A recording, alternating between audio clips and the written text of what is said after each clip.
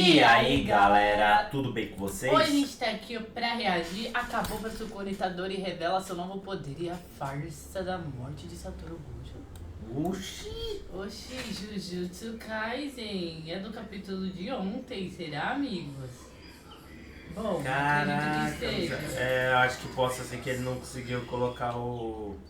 No título, No né? título. No coube, também acho.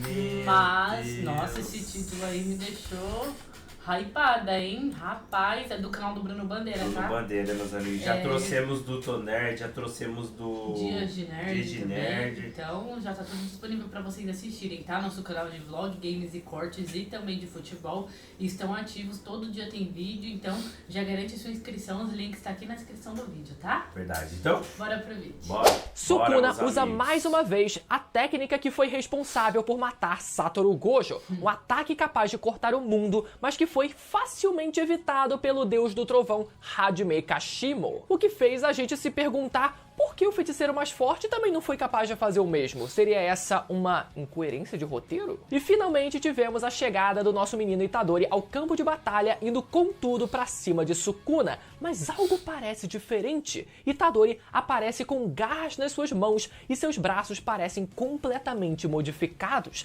Que tipo de poder será esse? Você vai entender tudo isso nessa análise de mais um capítulo completamente insano de Jujutsu Kaisen. Muita coisa pra gente comentar no vídeo de hoje, então já chega amaldiçoando o botão do like, e pra você ficar por dentro de tudo sobre a reta final de Jujutsu Kaisen, lembra de conferir a sua inscrição e ativar o sininho pra sempre saber quando tiver vídeo novo e sair correndo assim que o vídeo for lançado. E com a sua inscrição a gente pode alcançar a marca de 800 mil inscritos até o final desse ano. Caraca. Então eu conto muito com a sua ajuda pra esse ser o meu presente de Natal, quem sabe, né? Beleza? E falando no Rei das Maldições, está cada vez mais perto da gente ter a confirmação da sua linhagem com o nosso menino Itadori. É só a gente olhar o quão parecido é o avô do Itadori com o Sukuna que a gente pode ver que a genética não mente. Começamos o capítulo com a frase do narrador. O que Hajime Kashimo viu quando começou a analisar Ryomen Sukuna foi plenitude impecável, e a gente vê a silhueta do rei ao fundo com sua energia fluindo ao redor dele. E vocês vão ver que metade desse capítulo, pelo menos, foi o Hajime,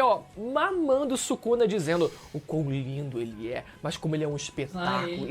Nossa, com aquela boca dele, né, que a gente viu no capítulo passado a técnica. Mas a parte mais interessante vem na página seguinte. Só contextualizando pra vocês, nos capítulos anteriores a gente entrou numa discussão sobre o quão relevante para o Sukuna seria ele ter o seu corpo original de volta, e o quanto isso teria feito, na verdade, diferença na sua luta contra o Satoru Gojo, já que a gente viu, né, o próprio Satoru Gojo dizer que o Sukuna não havia usado todo o seu poder. Então nesse capítulo temos o narrador fazendo questão de dizer o quão vantajoso para o Sukuna é estar na sua verdadeira forma de volta. A gente pode ver o Sukuna numa pose ali muito foda, e a fala do narrador dizendo o seguinte, abre aspas, mesmo quando está com as suas mãos conectadas fazendo selos de mão a outras duas mãos vazias. Nesse caso, né, para poder usar as suas ferramentas amaldiçoadas com as outras duas mãos, como aqui, né, ele tá segurando agora. E enquanto recita sua conjuração verbal, pode fazê-lo sem parar, não sobrecarregando seu sistema cardiopulmonar. Nisso a gente vê o bocão aberto na barriga do Sukuna, que é de onde parece estar saindo a conjuração verbal ao invés da boca normal. Nossa. Olha, não é como se essa tal sobrecarga pulmonar tivesse sido apresentada como um grande problema pra gente antes. Mas ainda assim, né, eu acho interessante a gente saber a função daquele bocão na barriga do Sukuna, que sempre foi algo que particularmente me intrigou bastante, né? Então, no fim das contas, não era só uma bocona pra soltar hipérboles e falácias pela barriga. E o narrador continua. Ter o dobro de braços e bocas em comparação a uma pessoa comum, do ponto de vista de um feiticeiro, isto é, uma vantagem definitiva. Além disso, apesar de ter um corpo tão anormal, ao mesmo tempo, nada disso comprometeu nenhuma de suas funções corporais. Então a gente pode ver como todo o corpo do Sukuna foi modificado acredito eu que por ele próprio, para que ele pudesse otimizar as suas capacidades de luta, seja usando essas ferramentas amaldiçoadas ao mesmo tempo em que conjura selos de mão, seja através da conjuração verbal feita pela sua segunda boca na barriga. Agora eu queria saber se essa deformação, que mais parece uma máscara de Hollow, né, no rosto do Sukuna tem alguma função ou não. Afinal, se a estrutura corporal do Sukuna se baseia em uma maior quantidade de membros e partes do seu corpo,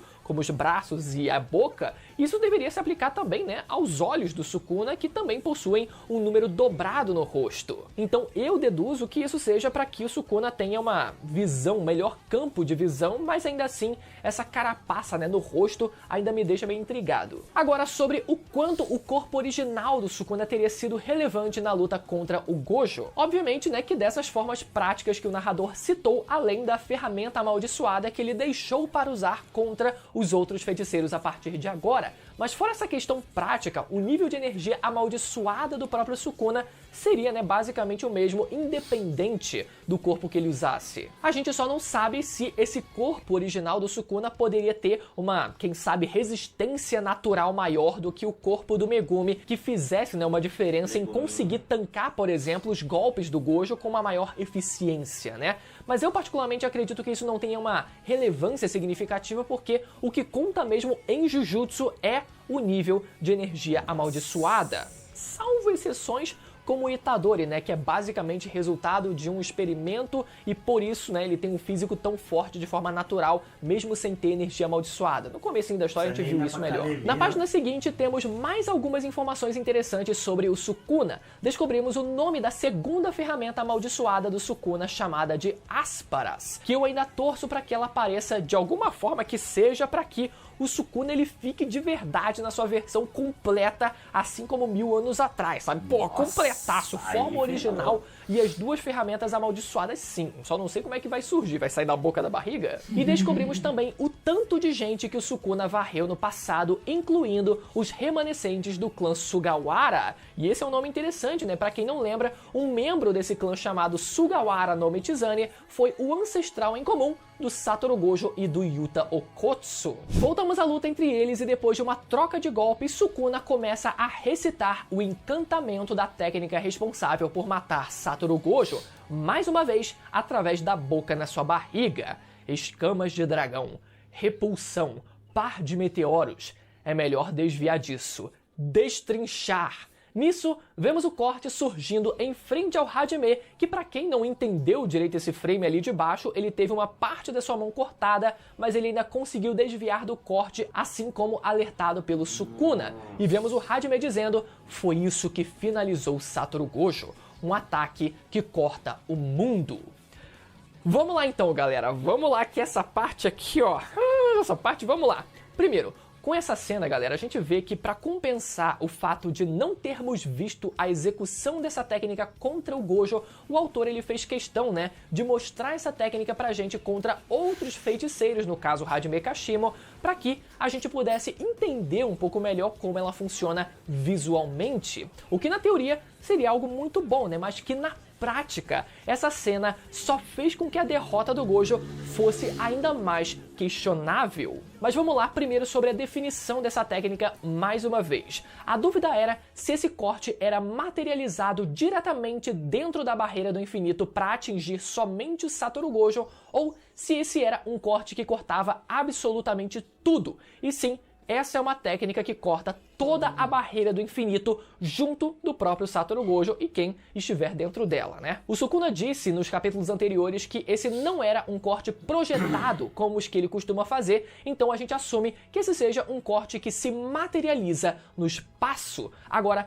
como ele conseguiu cortar o infinito do Gojo? Porque o infinito do Gojo é como se partisse do ponto A até o ponto B, onde o ponto A seria, por exemplo, o número 1 e o ponto B seria, vamos dizer aqui, o número 2. E como a gente sabe, entre os números 1 e 2 existem outros infinitos números que na prática fazem com que qualquer coisa que se aproxime do Gojo desacelere até ficar praticamente parado, porque o espaço vai sendo dividido infinitamente, assim como os números existentes entre o 1 e o 2. Então, o que o Sukuna fez foi criar um corte que não avança em direção ao Gojo e, portanto, não fica suscetível à desaceleração do infinito, mas sim materializar um corte que preenchesse todo o espaço entre esse número 1 e o número 2, incluindo o próprio Satoru Gojo, que, né, no caso, estaria ali depois da barreira do infinito ali. Pum! É por isso que esse foi dito ser um ataque que corta o mundo, o espaço, a realidade, o plano material, porque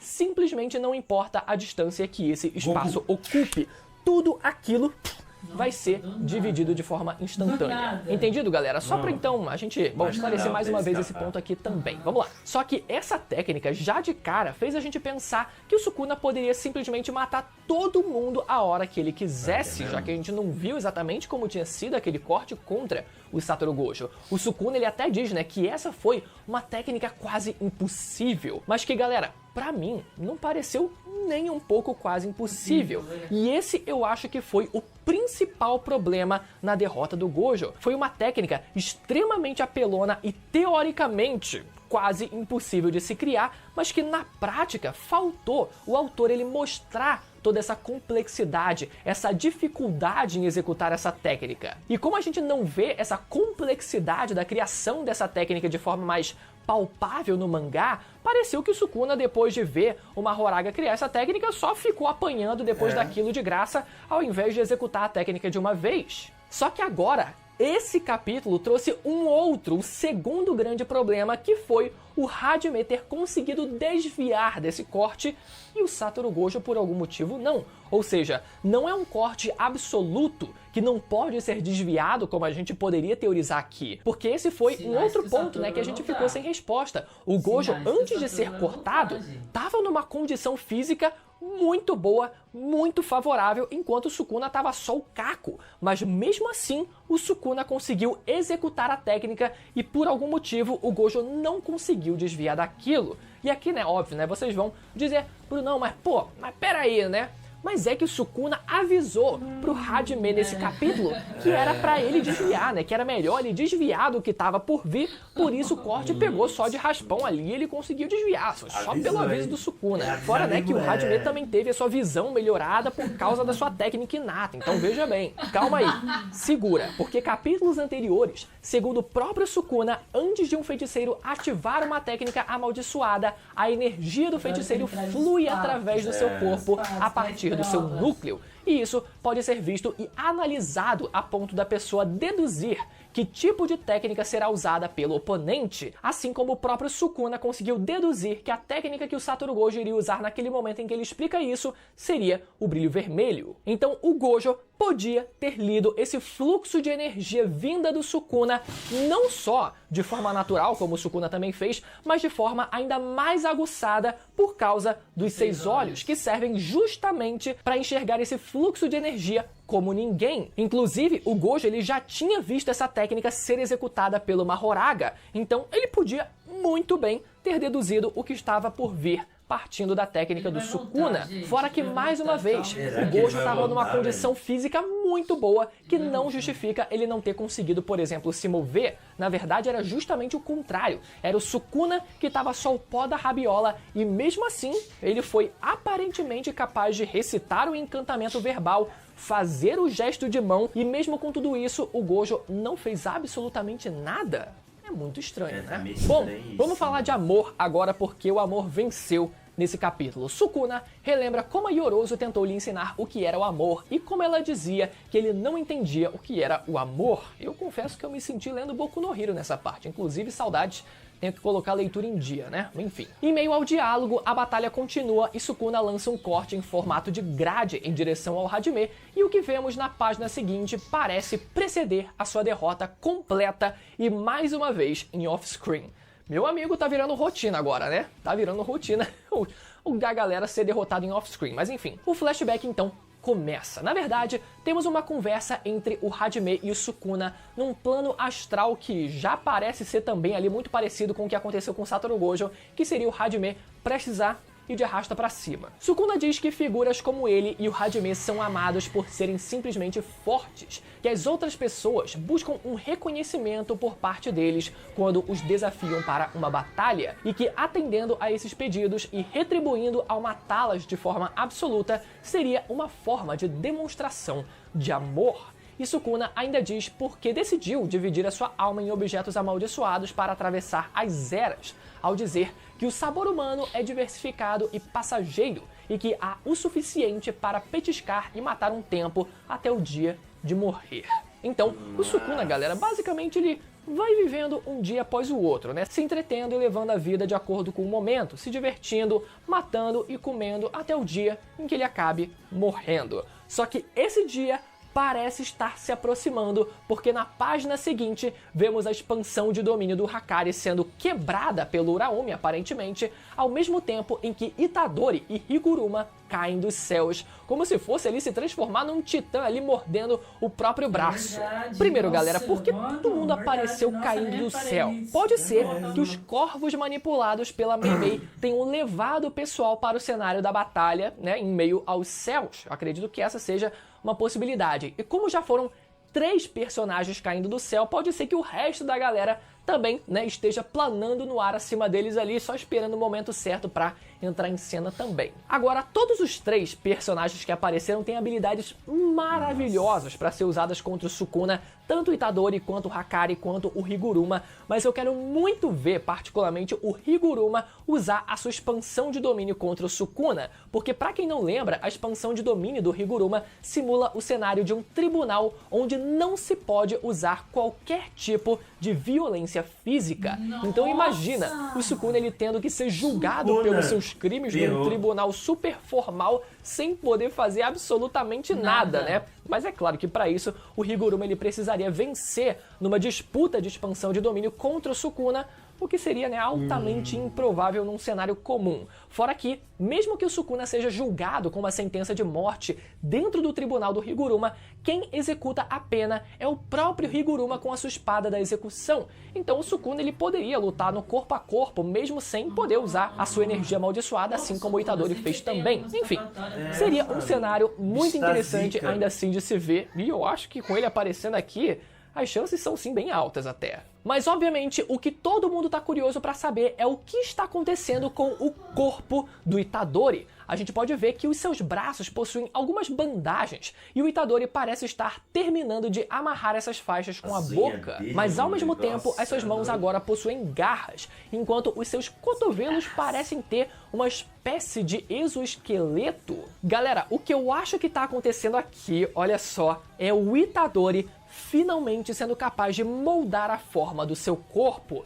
Lembram daquele livro que continha, né, os estudos sobre o conceito de alma, que foi escrito pela Yuko Tsukumo e que o Itadori teve acesso nesse último mês? Então, era de se esperar que alguma coisa, né, surgisse e saísse daquilo. Galera, como dito pelo Kenjaku, o conceito de corpo e alma em Jujutsu são apenas um só. É por isso, inclusive, que quando o Mahito usa sua manipulação de alma, ele acaba alterando também o corpo das pessoas, porque as duas coisas se comportam como uma só. Então, se o Itadori aprendeu a manipular a sua própria alma, isso significa que ele também pode ser capaz de manipular o seu próprio corpo. É por isso que o Sukuna, que também tem um domínio sobre o conceito de alma, foi capaz de transferir e dividir a sua alma para os seus 20 dedos 1000 anos atrás, e por isso ele também tem essa capacidade de metamorfose, podendo alterar a aparência do seu próprio corpo, seja para assumir a sua forma original nesses últimos capítulos,